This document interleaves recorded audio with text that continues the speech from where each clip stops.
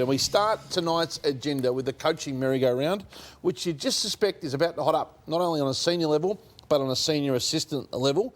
And a key piece in all this, Sam, is Nathan Buckley. Where do things sit right now at Collingwood with Nathan?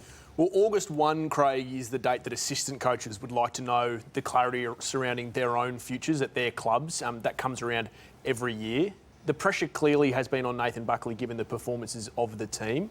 But I sit here tonight quite confident that he'll be coaching Collingwood in 2022. You think that the moves are afoot to keep him for another season or two? Yes, I do. I think that Graham Wright, who we know is the new football boss, who's come from Hawthorn as a long-time list manager, has come into the club and seen quite a few problems. One, of course, being the list.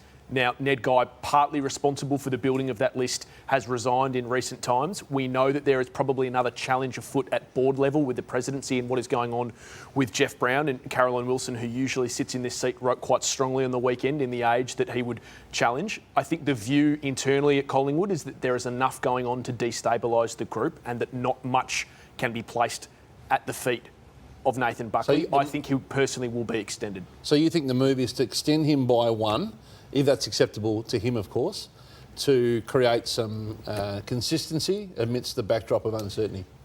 I think that that's fair to say. I also think that the assistant coaches currently under Nathan Buckley are unlikely to be there next year. OK, well, we're going to deal with that in 1 second. Just on Nathan, if that's true that there's a move on to keep him, is it the right move?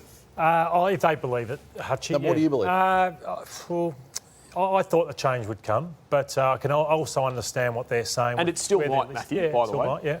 But I can also understand the decision that they'll make, that they still feel like they've got a good man who may need support in the coaches area, in the coaches box, but he's an amazing football person and coach in many other areas. So support him with a strategy coach and get the list a bit stronger, and they believe he's the right guy. Just before we get to the assistant part of this, which is fascinating what you've just said there, because there's some highly credentialed assistants and high-profile assistants at Collingwood. Yep. Would he take 1 year? Is that enough of a show of faith in him? And then the second part of that is, where's Craig Kelly sit in this? He's been public in his view of Jeff Brown as the next president. Then if Mark Corder and the board come to Nathan, who he manages, and ask for an extension, does he follow through with that? Does he wait for the new regime if there's a chance to get in? How does it play? I think it's a fascinating question, and I think there are heaps of machinations.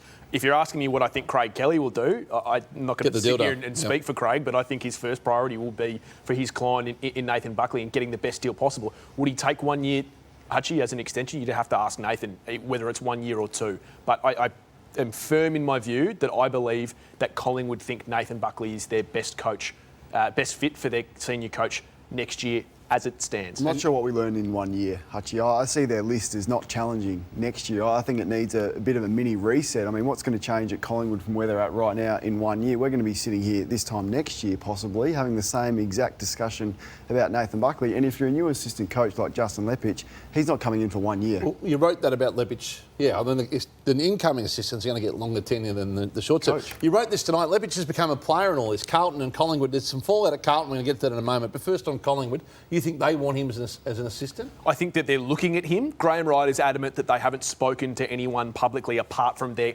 current crop of assistants, but we know for a fact that Carlton are into Justin Lepich.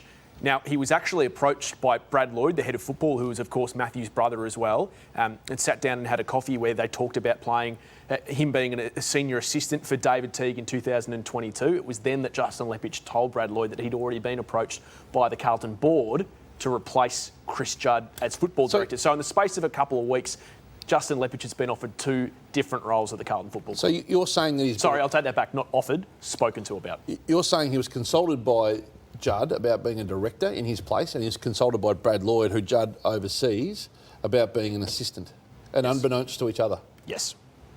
That is highly unusual. Well, I mean, your business acumen speaks for itself, Hutchie. Is it unusual? I think that there is an argument that the left hand doesn't know what the right hand is doing, that it looks a little bit like that. I think if you speak to football clubs, they would say that the director of football on a board doesn't have to share all of his plans with the head of football. So I can understand that Carlton would defend that.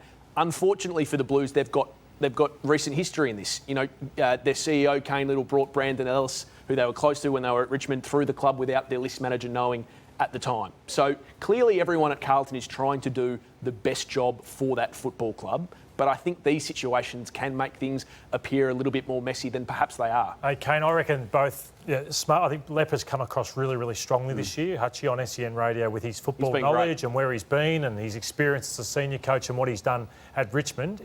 If you were Justin Lepich, Carlton and Collingwood job came up in terms of senior assistant, what direction you'd go? And would you be thinking about that with an eye to being the senior coach, or you can't go in like that? Well, I wonder for David Teague, I'd be pretty threatened if Justin Lepich was coming in underneath me, because I would see him as almost a more viable candidate for the senior job, whereas Nathan Buckley might have a bit more confidence in himself to back himself in and then get the support underneath. But I'm not sure it's a great situation for David Teague to be in. I think just lastly from me on this... What's the Carlton reaction been to your story tonight, by the way? Oh, I'm sure they're not happy about the story. How could they not be happy?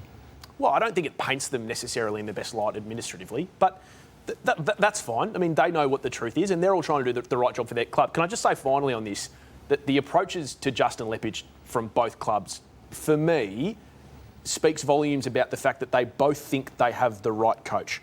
I think it would be unfair of them to approach a Justin Lepich to be a senior assistant if they didn't know who they believed the coach was going to be next year. Now, as we know, that's all subject to change. It's only round 9.